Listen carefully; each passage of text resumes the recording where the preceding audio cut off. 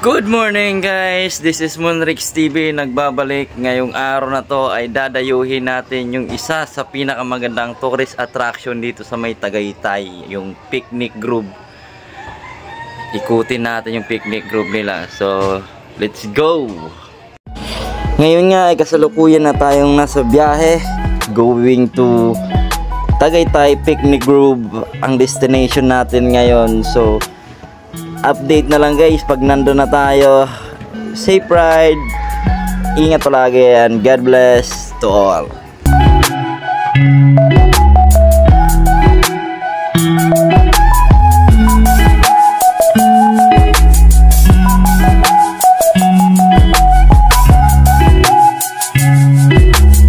After 1.5 hours nating biyahe, we are finally arrived in Picnic Grove, Tagaytay.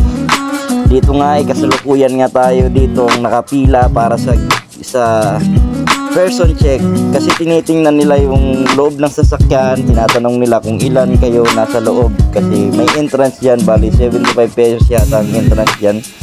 Tapos dyan na rin nakasulat yung babayaran mo para sa parking. So ang bayad nyan bali dun sa loob.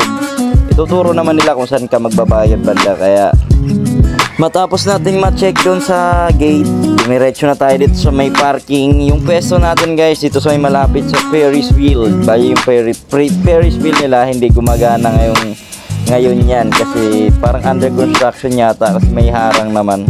Dito tayo nakapwesto sa may tapat ng controller ng Ferris wheel. Dito nga guys, nakababa na tayo ng ating sasakyan. Eto na, gahanda na tayo para gumala at umikot dito sa kanilang pinagmamalaking Picnic Grove. Ito nga yung Ferris wheel nila. Di ko nakuha ng video yan kasi medyo di ko makuha. Kaya ito pinicture ko na lang. Tapos ito yung arko nila bago ka papasok. Maraming souvenir dyan kung gusto mong mamili. Dyan pwede ka mamili dyan kung ano ang gusto mong iuwi sa pamilya mo sa bahay. Kaya ito naman yung kanilang, dito ka magbabayad ng parking fee saka entrance fee. Dito nga ay kasalukuyan na tayong pababa papunta doon sa may parang cottage doon sa may baba, sa may picnic na talaga. Dito nga makikita mo yung napakaraming tao, dinadayo na magpapamilya, magjojowa. Dito ay napakasikat talaga tong Picnic Grove na sinasabi nila. At dito naman, dito ka mamimili ng mga souvenirs, mga pang-uwi mo sa pamilya mo. Marami kang pwedeng pagpilian dyan. Merong mga ref magnet, mga keychain, damit, sombrero, kahit ng klase.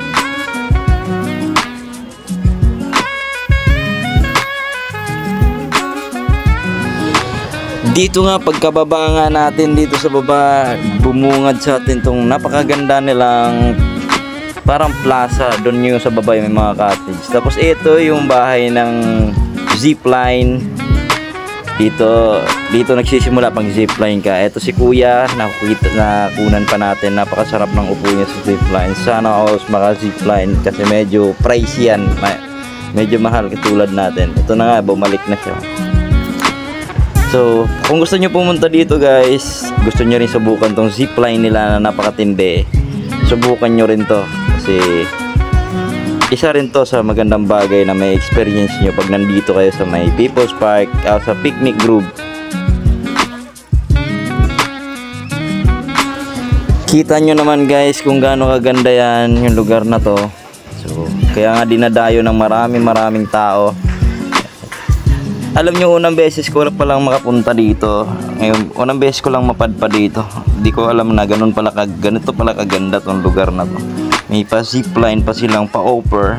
Kaso nga lang yung Ferris wheel nila di pa talaga totally gumagana, kasi under construction yata yun. So, ito nga yung mga price ng mga cottages nila guys. Merong table 150 sa picnic hut, family shade saka pavilion. Kami, ito lang yung pinili namin, itong picnic hut nila. Kaya ito yung binayaran ng 250. Bali dyan pala guys, pag nakaupo ka dyan na rin yun mismo magbabayad. Kasi may tao sila dyan na mag-iikot, dyan ka na rin magbabayad para dyan sa table na napili mo. So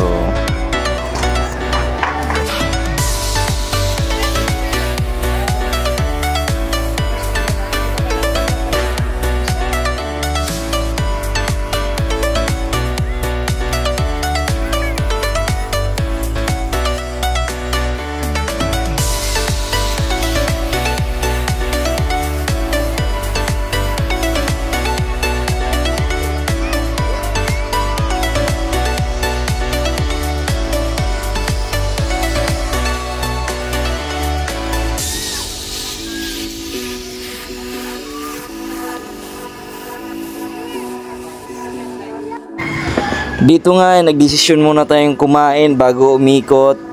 Eto, nagkape muna tayo, saka meron tayong pansit. Oh yeah, napakasarap na pansit na yan, homemade galing sa amin. Kaya kain muna tayo habang pinapanood natin yung napakagandang view. Yun, kitang-kita yung Taal doon, yung overlooking ng Taal. Pati Taal Lake, ayun, nakikita natin yung mga cottages yan. Yung makikita yan, no? So, overlooking. Kitang-kita mo yung Taal dyan. Pagkatapos natin kumain ay nagyaya na yung mga kasama natin na ikutin na natin yung lugar na to. Total may panapin na kami sa tiyan namin. Siguro naman di na kami magugutom nito kakalakad. Alam ko kasi medyo mahaba-habang lakarin to. Kasi ito yung hagdanan nila na medyo mahaba rin talaga to. Konting trivia lang guys sa mga hindi pa nakakaalam. Taong 1956 to 1964 during the president of Carlos P.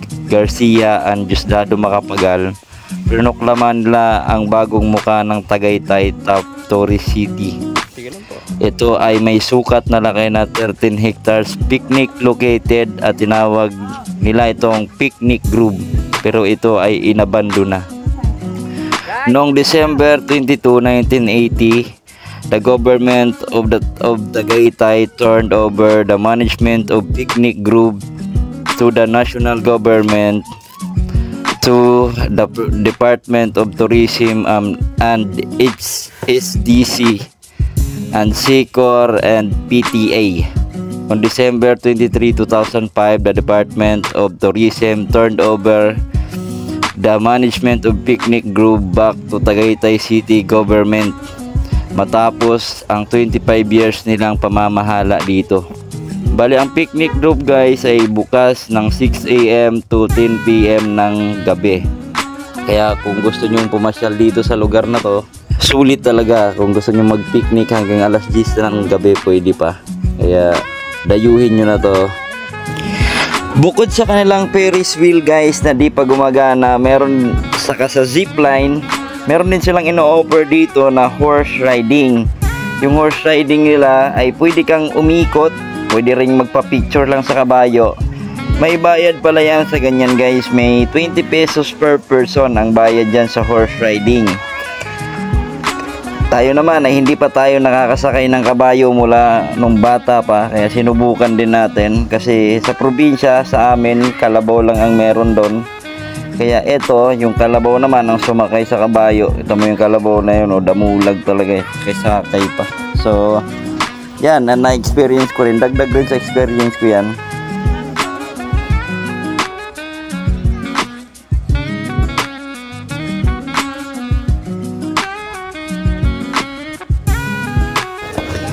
Pagkatapos nating mag horse riding guys ay umakyat na tayo dito sa kanilang parang bahay dito. Di ko masyadong kabisado kung anong tawag dito. Parang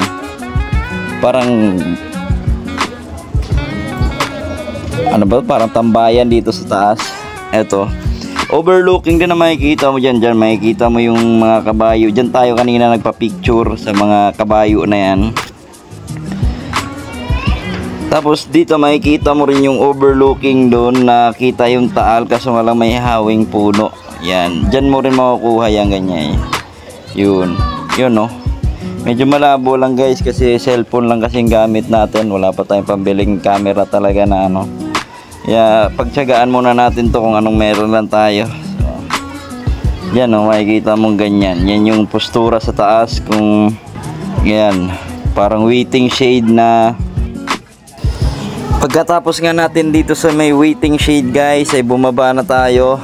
Punta dun sa may bilihan ng pasalubong. Dito nga ay binili tayo ng saging nitong mga kasama natin. Maraming salamat sa nagbigay. Sana more blessings to come sa nagbigay ng saging. Bali ito ang lahat ang binigay sa atin, no? Espasol sa saging. Maraming salamat sa nagbigay. Hi guys! Dito na nga natatapos ang ating travel vlog dun sa may Picnic Grove. Sana wag kayong magsawang sumuporta sa akin. Alam ko naman na hindi pa ganong pulido yung gawa natin kasi baguhan lang tayo. Sana parati nyo suportahan tong maliit na travel vlog natin. Ingat and God bless.